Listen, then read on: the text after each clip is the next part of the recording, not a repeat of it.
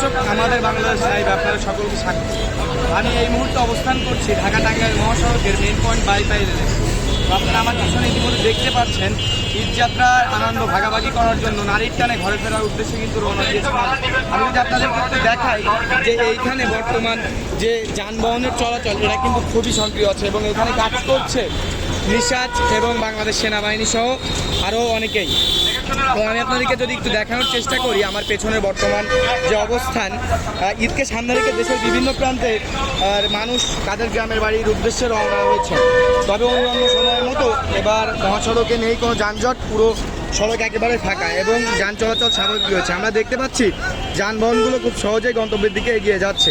এতে করে যাত্রীদের ভোগান্তি অনেকটাই কমেছে এবং তারা স্বস্তির সাথে যাত্রা করতে পারছেন। তবে এর মাঝেও আরও একটি অভিযোগ সামনে এসেছে। অনেক যাত্রী বলছেন পরিবহন থেকে অতিরিক্ত ভাড়া আদায় করা হচ্ছে, নির্ধারিত ভাড়ার চেয়ে বেশি নেওয়ার অভিযোগ করেছেন যাত্রীরা। তো আমি এখানে আপনাদেরকে একটু দেখাতে চাই যে নিশাচের যে কর্মীরা এখানে কাজ করছেন, আমরা তাদের সাথে একটু কথা বলার চেষ্টা করব যে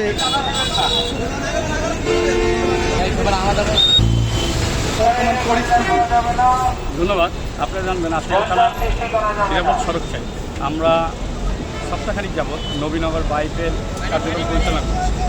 আমরা আপনার পল্লীবিদ্যুৎ জামদ সৃষ্টি হয়, নবীনগর জামদ সৃষ্টি হয়, এটা পরিচালনা করছি। এখন আমরা বাইপেলে কিছুদিন যাবৎ 2 দিন ধরে আপনার একটা সিন্ডিকেটের কারণে অতিরিক্ত ভাড়া হচ্ছে।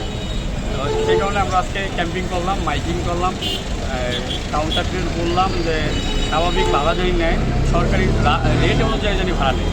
কোনো সিন্ডিকেট, কোনো চাঁদাবাজ সিন্ডিকেট যদি হয় সরকারকে জানান, আমাদের নিরাপদ সরকার জানান, আমরা প্রয়োজনে সরকারকে জানাবো, প্রশাসনকে জানাবো।